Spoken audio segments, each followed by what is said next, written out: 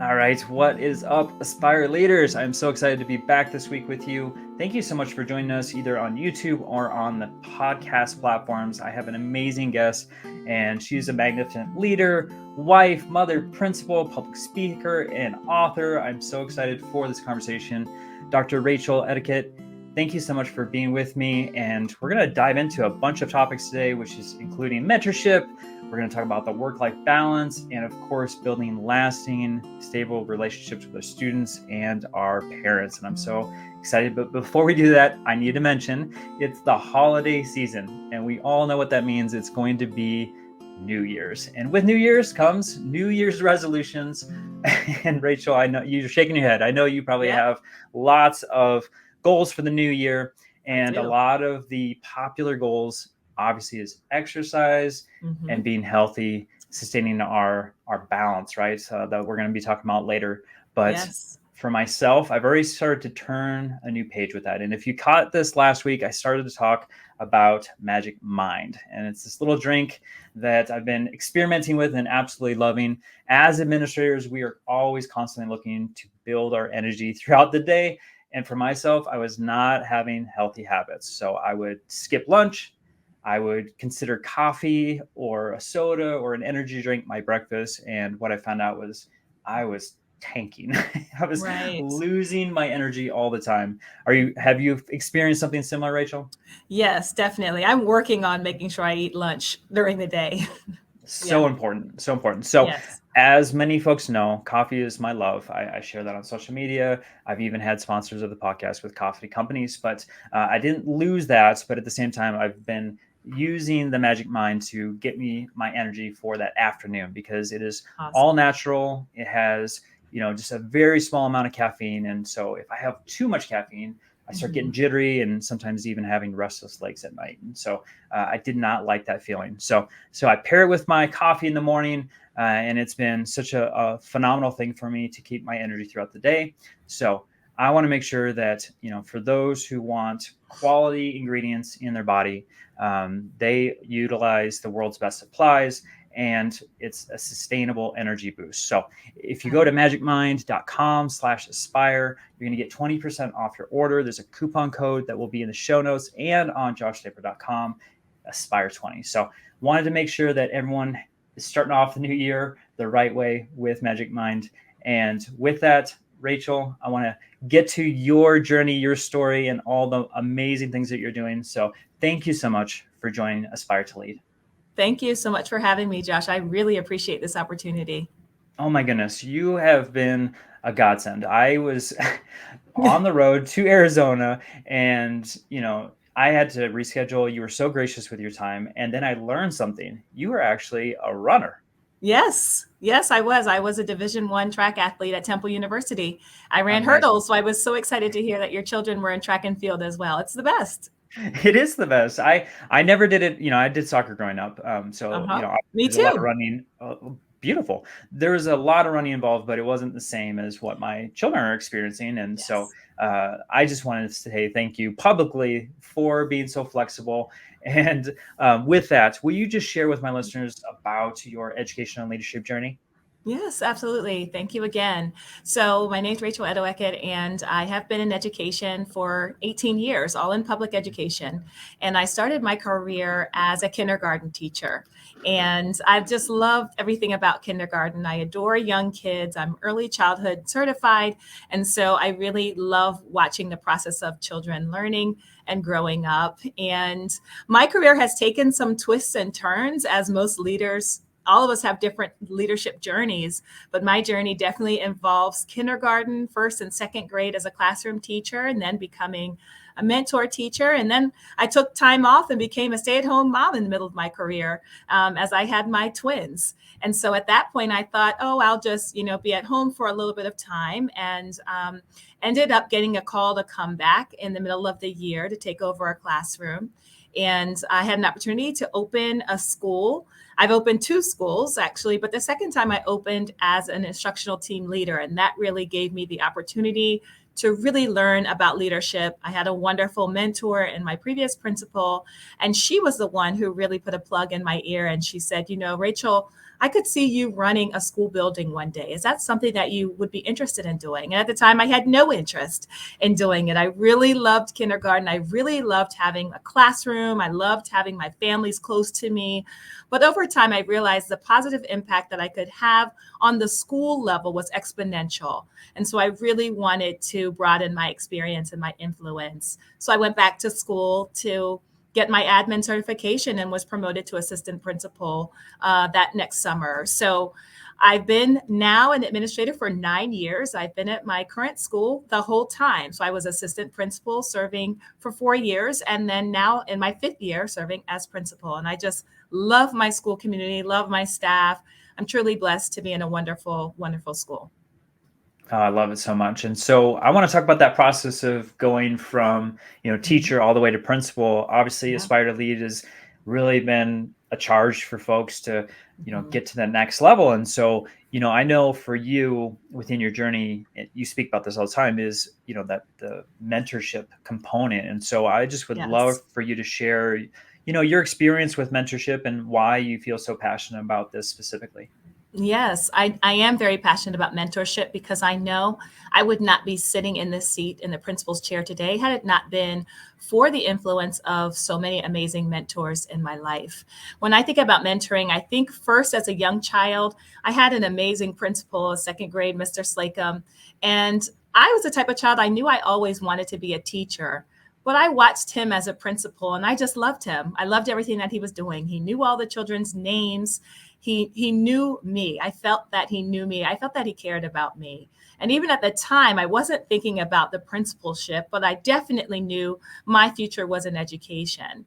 And so I've always been close to the classroom in schools. I love school so much. I never left school.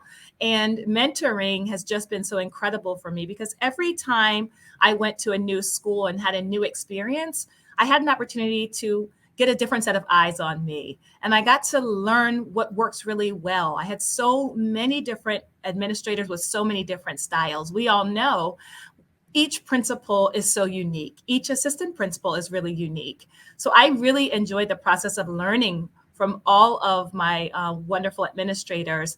And again, as I shared, I had 1 or 2 administrators who really poured into me, just saying, I believe that you can do this. You're a really good teacher, but what could you do as an administrator? And so that question really changed my life. And now in the role as principal, I see the power of our words, how when we speak into other teachers and other teacher leaders who have that desire to be leaders or who have that skill set and like me may not have known it yet, may not have seen that in ourselves, when we can speak into other people and really take them under our wing, share our experiences, talk openly about how to do the job and how to do the job well, then I think that's when we can open up pathways for other people. So I wrote a book called The Principal's Journey to talk about how you can get from step A to step B. And I begin talking about mentorship because it's really important to have someone in your corner who cares about you, someone who has done the work and who can give you examples of things to strengthen your own journey. And in the book, if you don't have a mentor, I talk about ways. First, what are the qualities of good mentors? Who are the type of people that we should be seeking out, and then how to do it. So I give you questions for mentors and give you ideas for how to take initiative if you don't have a mentor. Because what I've found in my career is there are so many people in our schools who have the talent to do the job, but they don't necessarily have someone who's speaking their name in rooms or in places where it's important that their name be shared. So I think having that mentor really makes a difference in one's career. Well, let's get into that a little bit more. You talked about qualities of a mentor. I think that's so important. So, if someone's listening right now, and they're like, "Man, I wish I had a mentor, but I don't even know Mhm. where to look for that." What are some qualities that you highlighted within your book that folks need to really be looking for? But then also, where do they even go if Mhm. they don't have someone potentially on their campus? So let's talk about first the qualities. I think first we have to know ourselves. So My first piece of advice is when you are looking for a mentor, make sure that the mentor's qualities are aligned with the type of qualities that you want to show. So if you're going to choose someone just randomly and that person does not have a similar philosophy for you, that is not going to be productive. So it's really important that as you are watching different leaders and learning more about people and you see what they're doing, those would be the type of people that you want to reach out to. For instance, my mentor was someone who was always on the ground. She was always available, and she was very transparent when she was talking with parents, with teachers, with students. She was very open, had that wonderful quality, very approachable. I knew that if I was going to be an administrator, that's the type of administrator that I wanted to be. So she was a perfect person for me to learn from and to watch her model and to ask her questions. So I began by just asking her, tell me about your journey. How many years have you been an administrator? How do you make hard decisions? How do you build a team of people and get them to produce? Right? How do you balance your life? Those are all questions that I have for my mentors because those are things that are important to me. And then in terms of finding mentors, I would love to think that mentors would just be available to you in your schools, but sometimes that is true and sometimes that is not true. So I also recommend looking outside of your school, looking at your district on the whole. Our districts are made of so many different schools with so many talented leaders. Don't feel confined to just your school. That's also a great strategy because the people in your school may know you, but outside of your school as a teacher leader, they may not know you. So it's also important for you to branch out and get your face and your name out in the district so that when your work speaks for itself, you will have other people who will be able to speak on your behalf positively. Yeah, that's so important. I had the wonderful opportunity to do that too. Like I had a very supportive admin staff. And so I would schedule time with the high school principal in the district, or I would go to a neighboring district and meet with another middle school principal. And, those times to just ask questions and pick their brain was so valuable. And you had talked about, Rachel, the idea of getting your name out there. And, for those who don't know, there's a lot of conversations that go outside of the building in the district area.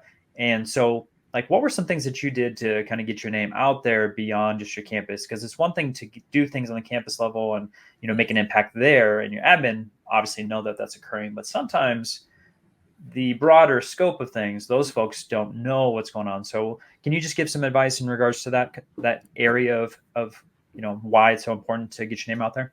Yes, absolutely. So, in my process, one of the things that I did was, on the advice of my mentors, I was able to join a policy committee. And so the policy committee really opened me up to the district and the district's goals. I also was sitting on the policy with not only community members, but I also was sitting with other current principals, assistant principals, and other district leaders in central office from the curriculum office. So that was an opportunity right there to really broaden my scope.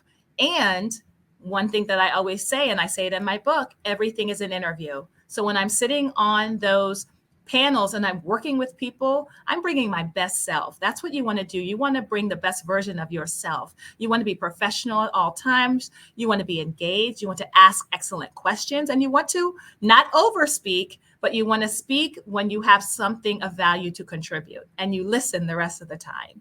And so from that first policy experience, I was asked by another person on that group who was in another policy, Rachel, can you be the teacher representative on another policy? So I really started to build my resume outside of my school, the work that I was doing, by just doing good work and being asked to do another policy. And from there, I connected with the principal who was working on a special project in her school. And I asked, could I be a part of that work? And she accepted me, and she's one of my mentors to this day. And so all of those experiences really build on each other. And so one of the pieces of advice that I would share with anyone who wants to get into leadership, at this time, you need to have a attitude of service. And if someone asks you to do something, the answer is yes. And you will find out how to do it along the way. Okay. No no's. You can't say no in the beginning, because all of those experiences truly will help to make you a stronger candidate. Because when you're sitting on the interview, a couple of good things are going to come out of that. Number one, you might be asked a question that directly relates to an experience that you already have. And if you can share a story and an example on that interview, then you are such a strong candidate for that job. And I have interview questions in my book as well. And I always suggest starting with a story and ending with a story. Just to make your presentation that much stronger. But the other piece I want to share is when you worked with people in the district and on curriculums and in different policies, many of those people are the people who are seated on your panel. And so, whereas if you just stayed in your school, they may not know who you were. Now you have broadened your experiences and your name is out there and your face is there that people can, when you sit down, I know exactly who this person is. He or she does great work. Okay. And those are going to be the decision makers for your assistant principal and your principalship. I want to touch on one of the questions that you had talked about as far as, what you asked your mentor, and that was on the balance between work and family or home, right? So obviously you've been doing this for a while as far as administration. So, what were some things that your mentors told you to do to kind of balance that out? And then also, what have you implemented that has been extremely helpful? Yes, so thank you. So I want to tell this story because this is a story that my mentor told me when I asked that question of her it was about a decade ago at this point. I asked her, how does she balance being a principal, being a wife, being a mother, and all these things? And she told me one powerful story. She said, when my daughter was 7 years old, I had the choice between going to a school concert or going to her birthday. And she said, which one do you think I chose? I said, you chose her birthday. She said, no, I chose to go to the school concert. And she said, and looking back, who do you think remembers that I went to that school concert? Do you think my community members and children remember that? Or do you think my daughter remembers that? And I said, your daughter. And she said, she never let me live that down. So she said, my advice for you is your family is first. And I know that that is hard when you're a new principal and a new assistant principal and you have to build relationships with people. She said, but ultimately, our families are number one. And so I'm really glad that she shared that with me from the very beginning because it helped me to keep a very good perspective on the position. I am ever present with my community and they know that. I'm ever present with my staff. However, they also know if it is ever a choice between my family and between a school obligation, my family is the one that is chosen.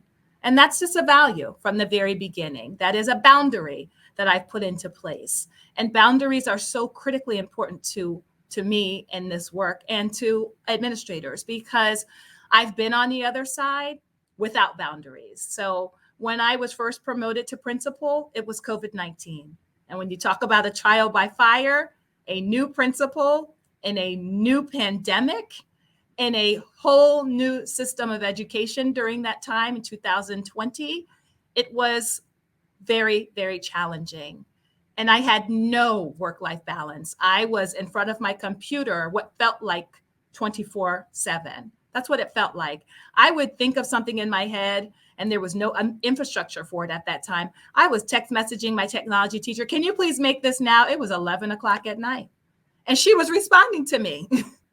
And we made it through the first year and a half.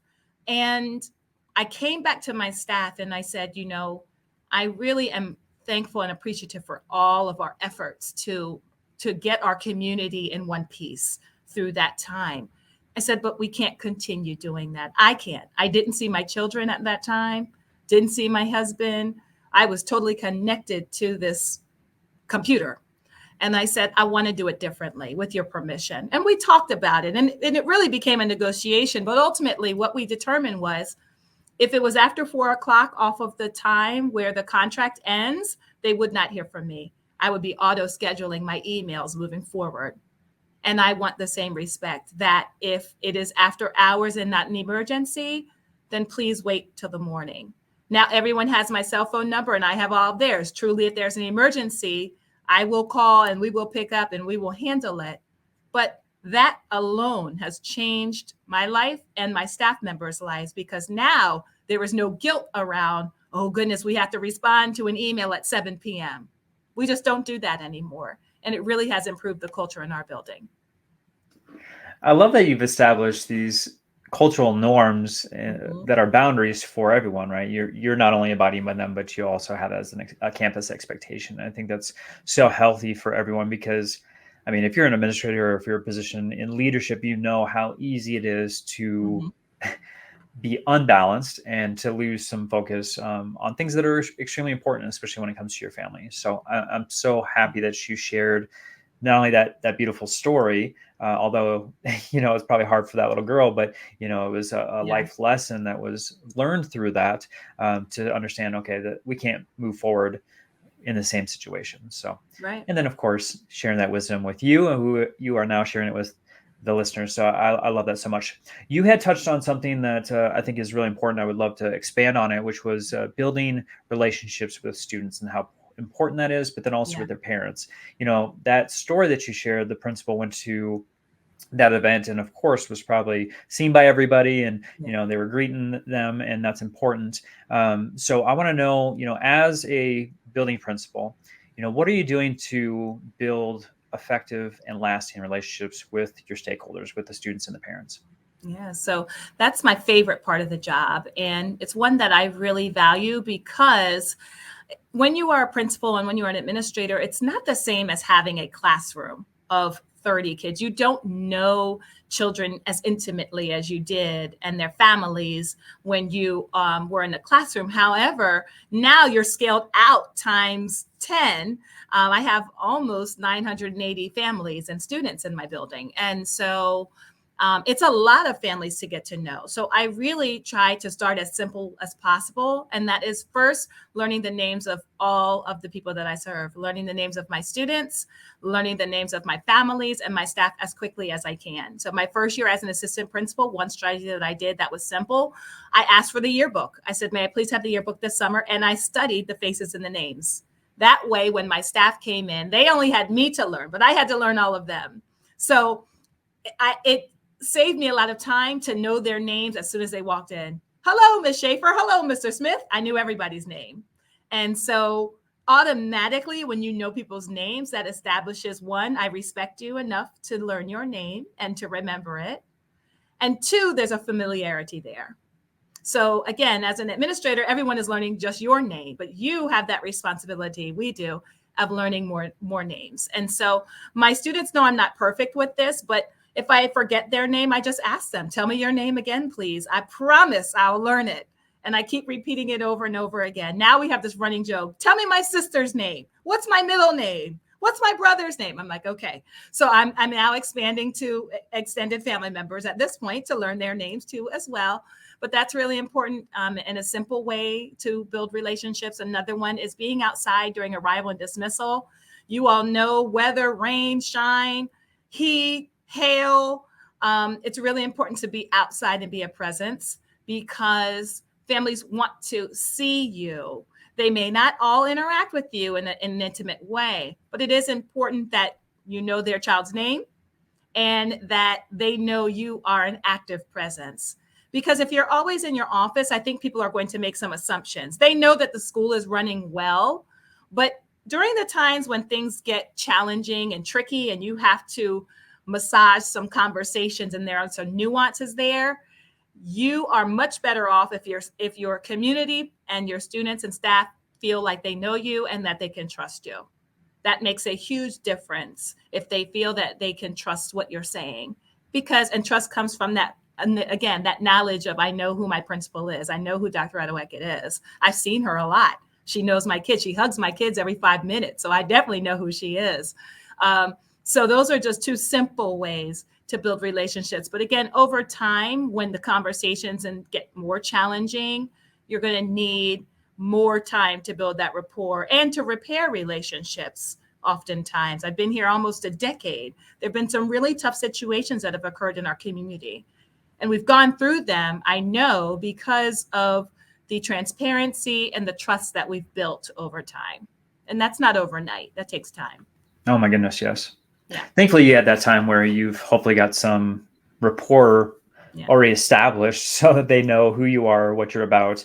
And that goes a long way as far as being an administrator, going into a really difficult conversation or potentially, challenging time. So Yeah. love those steps. I think that's so important. That presence piece, right? Being visible in the hallways, out of Yes. school, at the bus, whatnot. I think, parents they do see that, and it goes a long way. And of course, if you're able to have those small conversations with them, they take that, they value that. That's a gift of time. Yes. So Yes. so important. Love Yes, that. absolutely. Yes.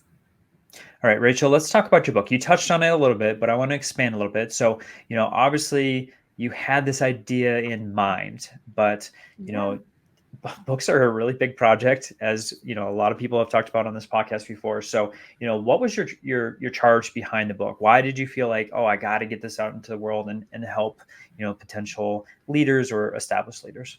Yeah. So I have always wanted to write a book. And that is something that I've had a desire for a long time. But for me, time was always a barrier. Time, right? We're Yep. all busy. And what I learned is we're all busy and time is going to be the same. We get 24 hours a day, 7 days a week. That doesn't change. What matters is what we do with our time. So it Mm-hmm. really was a decision to say, hey, I want to write a book and I need to start. And my reason for writing the book was pretty simple. When I would go out and talk with leaders or mainly aspiring leaders, they would say, Rachel, I really like what you're doing, but I don't know how. I'm a team leader now, or I'm not even a team leader, but I want to get there and I don't know the steps. And so initially I would think, don't they have someone who's helping them? And then I realized that's a total assumption to assume that everyone has a high quality mentor. And so when I was writing the book, I thought, if I did not have any mentor whatsoever, and if I had a skill set for leadership and a desire to do it, but did not know where to begin, what would I say? What might I write for that person? And that's what the book came about, The Principal's Journey, because most of the books that are written about leadership are when you're already in the position, but very few talk about what do you do to get from point A to point B. And that's the void that my book fills. So in my book, I talk again about mentoring. I talk about the challenges and rewards of being a principal and being that school-based leader.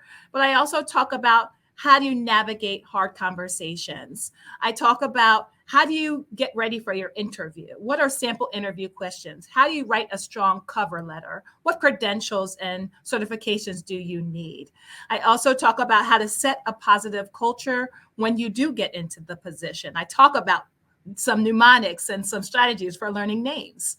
I'm very specific in the book because I think it's important to share, again, what are great things about the job, but what are some challenges that we all need to be prepared for? And most important, I talk about that work-life balance because, again, that's something that's personal to me. I almost stepped away from this position 2 years ago. And as I mentioned, it was in the height of COVID time, and I was really struggling. And I remember talking to my mentors. I said, when is this going to get better? Is this what the job is going to be? And everyone had the same response. I have no idea. I don't know. See, the beauty of that time was everyone was new.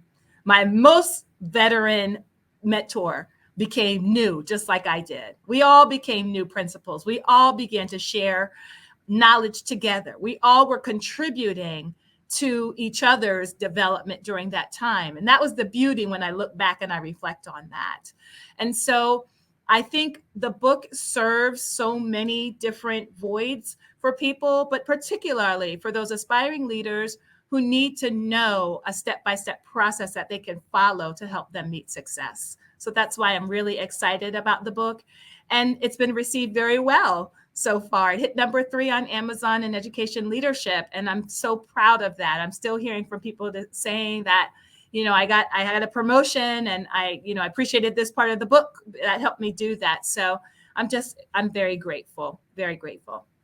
Oh, I love it. And you're not only an author, but you're also a speaker. So I want to know, I know there's several conferences you're going to here in 2024. So what is it that you're Yeah. speaking on and helping so many educators with? Yeah, I'm really excited. I'll be speaking at Teach Your Heart Out, and that's going to be in Washington, D.C. We'll be talking about the principal's journey and the steps that you can take. I'll be going into more detail. That's January 13th and 14th. And then I'm also going to be speaking at ASCD, and I'll be talking about mentoring and how we can really utilize our strengths as principals and APs to help talent spot and move this along, because we know there's such a pipeline issue. So really, I'll be talking about the power of mentoring and how we can use different strategies to help develop other leaders. So I'm really excited about those two things. And I just spoke at the Maryland State Conference for MAESP and MASSP, and we talked about work-life balance. Again, something that's really important to me.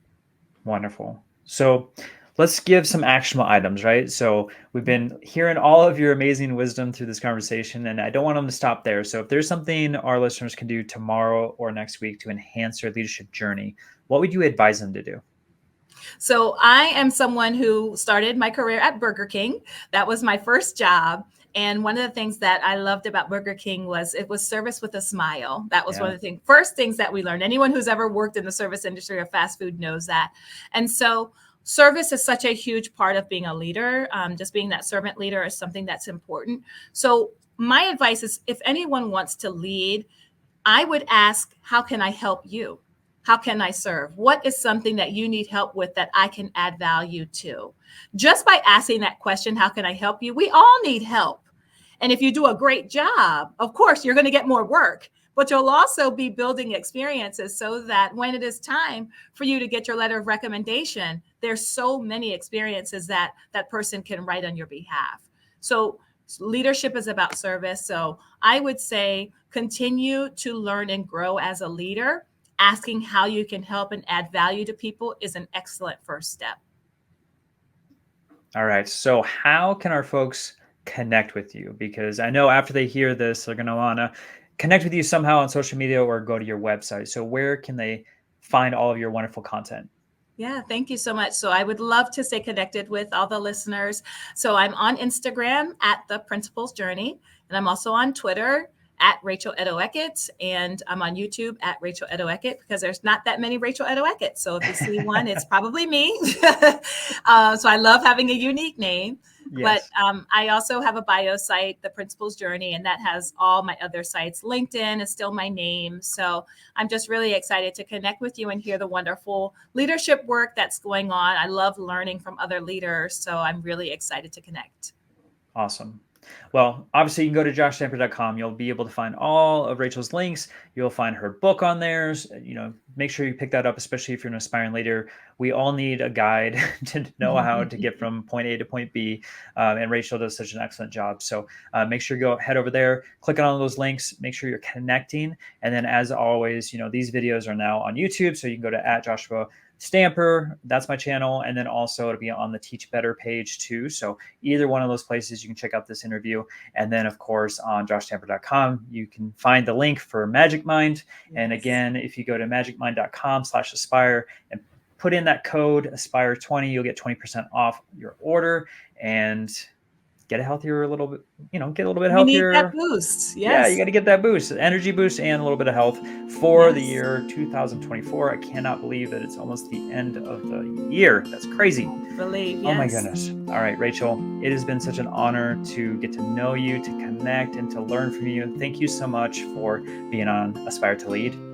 Thank you again for the opportunity. I really, really appreciate it.